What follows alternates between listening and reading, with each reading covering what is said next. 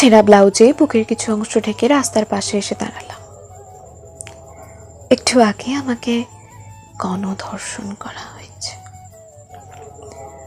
ওরা আমায় মেরে ফেললো না কেন ঠিক বুঝলাম না। দু হাতে কোনো রকমের বুক ঢেকে রাস্তার পাশে এসে দাঁড়ালাম। কি করব না করব ঠিক বুঝে উঠতে পারছি না। এমন সময় কেউ একজন আমার দিকে টর্চের আলো ফেলল। আমি ভয়ে আতঙ্কে কুঁকড়ে উঠলাম। বাবার কণ্ঠ শুনতে পেলাম। বাবা তখন বাজার থেকে ফিরছিলেন। আমাকে এই অবস্থায় দেখে নিজের শার্ট খুলে আমায় জড়িয়ে ধরে বাড়ি নিয়ে এলো। মা আমার শরীরে কেটে যাওয়া জায়গাগুলিতে চিটল লাগাচ্ছে। বাবা মাথায় হাত রেখে থ মেরে মেঝেতে বসে পড়ল। সমাজে আমি এখন কলঙ্কিনী। কিছুক্ষণ পর ভাইয়া আসলো টিউশন থেকে। এই অবস্থা থেকে ভাইয়ার বুঝতে বাকি রইল না আমার সাথে ঠিক কি ঘটেছে। ভাইয়া খুব শান্ত স্বভাবের একটা ছেলে, কারোর সাথে চোখ রাঙিয়ে কথা পর্যন্ত বলে না। ভাইয়া আমার ঠোঁটে লেগে থাকা রক্ত মুছে দিল। আমি নিজেকে সামলাতে না পেরে ভাইয়াকে জড়িয়ে ধরে কান্না করে দিলাম।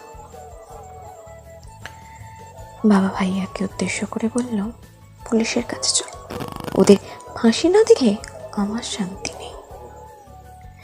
ভাইয়া বলল, এসব পুলিশে ঝামেলা করে লোকজন জানাজানি হবে, কি দরকার শুধু শুধু ঝামেলা বাড়িয়ে।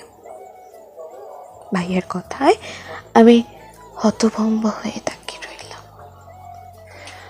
ভাইয়া এখনো চুপ করে থাকবে? বাবা কটমট চাহনিতে বললেন, বোনের এই অবস্থা দেখেও তোর ভয় পাওয়া স্বভাব গেল না? চুপ করে থাকবি? কুলাঙ্গার কোথাকার একটা। সে রাতে মা আমার সাথে শুয়েছে। ভোর রাত, দরজায় টকটক আওয়াজ পেলাম। বাইরে গিয়ে দেখি দরজা খুলতে ভাইয়ার রক্তে মাখামাখি শার্ট নজরে এলো। ভাইয়া আমার গালে আদর করে নিজের ঘরে গিয়ে দরজা বন্ধ করে দিল। আমি রক্তের বিষয়টা ঠিক বুঝতে পারলাম না। পরদিন সকালে বাবা আমাকে ডেকে টিভির সামনে নিয়ে গেলেন। টিভিতে নিউজ হচ্ছে, 3টি ছেলেকে নদীর ধারে পাওয়া গেছে। তাদের কারোর শরীরের চামড়া নেই, চামড়া ধারালো ছুরি দিয়ে তুলে নেওয়া হয়েছে। শুধু তাই নয়, বেঁচে থাকা অবস্থায় কেউ তাদের পুরুষাঙ্গ শরীর থেকে কেটে আলাদা করেছে।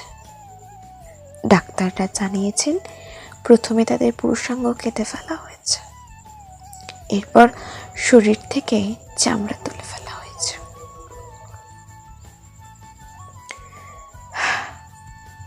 কলঙ্কের প্রতিশোধ মনে হয় এমন করেই নেওয়া উচিত।